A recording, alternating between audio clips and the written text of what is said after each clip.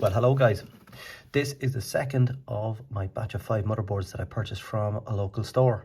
As you can see, this week we have a bit more of a description of what's wrong with this. It's a Dell Latitude 5420 motherboard i5 11th gen. It's not powering on, and they had it labeled as for spares, and I paid €29 for it. So we think that this one is not powering on for some reason. So what I'm going to do is connect it to my USB-C power adapter, and we're going to start taking some voltages and see if we can bring this back to life. I've scanned an image of the motherboard to the screen so that we can work on this together, and I've carried out a visual inspection. In my visual inspection, I didn't see any signs of spills or any damaged components. We're going to start where we usually start, at the DC input. As you can see, we have two USB-C inputs on this side of the board here. So I'm going to connect my USB-C power adapter, and we're going to start checking for voltages. So with my USB-C power adapter connected, the first thing I want to check is to make sure that we're getting voltage from that power adapter onto the board, that there is nothing wrong with this USB-C port here. So let's take a look at the pinouts and see where we can measure the input voltage. Now this is the pinout configuration for a USB-C connector. So we've two rows, the A pins and the B pins. We're looking at the bottom side of the motherboard, so we're looking at the B pins here. So what I'm going to do next is to write down these pinouts on top of the actual motherboard so that we can see more clearly where we need to measure. Now, as you can see on this particular motherboard, we have 12 distinct pins that connect to the motherboard here. 1, 2, 3, 4, 5, 6, 7, 8, 9, 10, 11 and 12. And these correspond to those bottom row of B pins. If we write in the pinouts for those, you can see that we have a V-bus pin right here that connects onto this track. And we have a V-bus pin here that connects onto this track right here. So these are two positions where we can measure the input voltage from our USB-C power adapter. So let's take voltage measurements here first. So to measure the V-bus voltage, we introduce our multimeter in volts DC in the 20 volt range. We place our black probe to ground. I'm just getting ground from the back of the USB-C port, and then I place my red probe to the V-bus pin. Now the place where I found it was easier to measure was just simply to connect my probe into this pin here, and when I did, I found it measured 4.999 volts. So we're certainly getting 5 volts from our USB-C power adapter onto the motherboard. Now just a little ways across on the motherboard, I found UT3. As you can see here, this is a TPS65994, which is a PD controller. Now, as we know, the PD controller IC is meant to negotiate with my USB-C power adapter. It initially starts off at 5 volts, but is meant to negotiate whatever the correct voltage for this particular laptop is. And the particular voltage for this laptop motherboard is meant to be around 20 volts.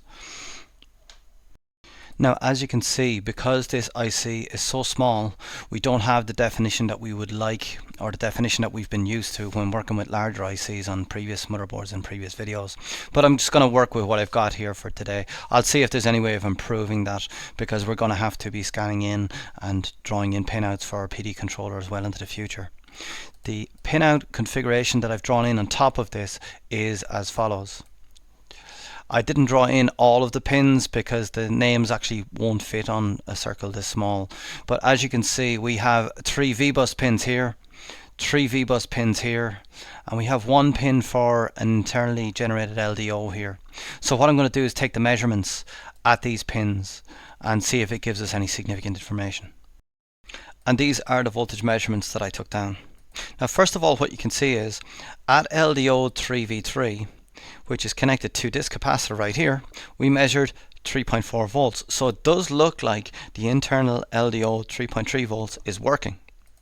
But if we look at the V-bus power rail, now this V-bus power rail is for the USB-C connector that we're plugged into. There is a second one up here, which is currently nothing plugged into, so that's why this one is 0.0 volts. But we measured earlier and we found this V-bus power rail had 4.99 volts. So what does that mean? Well, that means that there is no issue with the connection from the USB-C power adapter. However, it is not successfully negotiating with the PD controller. The PD controller should be negotiating with our power adapter, and it should be bringing the voltage up to the 20 volts that this laptop motherboard requires. I've zoomed out a little bit and just verified on my schematic. What is meant to happen here is the PD controller is meant to negotiate with the adapter and produce 20 volts. This 20 volts is meant to come along this path here. Let me just mark that out. And onto the source pins of PQ1. Then the voltage is meant to come through PQ1 and onto a second MOSFET, PQ2, and then it comes through PQ2 and then down to the rest of the circuit. But as we've established, we are not getting our 20 volts here, we're only getting 4.9999 volts here. So these MOSFETs are not switching on and passing the voltage down to the rest of the circuit. It does seem to be quite common for these PD controller ICs to fail. But before I just assume that the PD controller has failed and replace it, is there any further evidence that we can find around this IC to prove that this is in fact the source of our problem? So what I decided to do next was switch off all power to the laptop motherboard and check for shorts at all of the little capacitors around this IC. So with my multimeter this time in diode mode, I placed my red probe to the ground side of the top capacitor and my black probe to the positive side, which is on the PP 5V power rail. And when I measured there, it measured 0.004 volts. So that's shorted.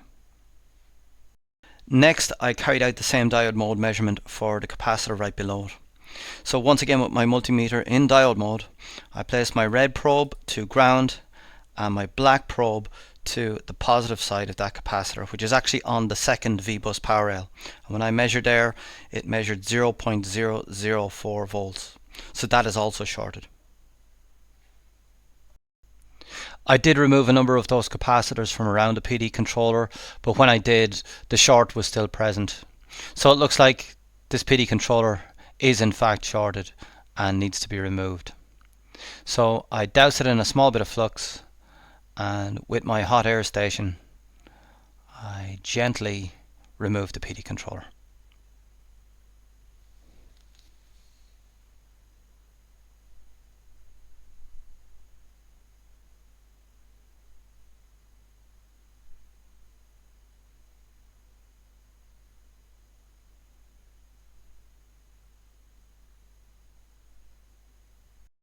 So with the PD controller now removed, I want to confirm that the short is also gone.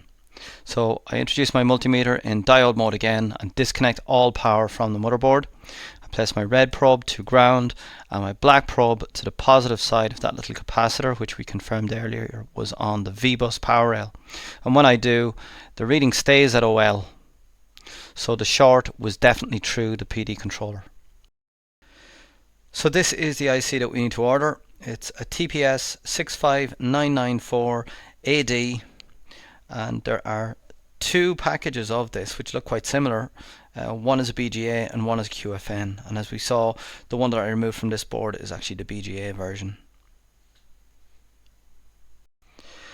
Now just before I leave the video for this week, one other thing I tried to do with that IC removed was to inject 19.5 volts at this point here.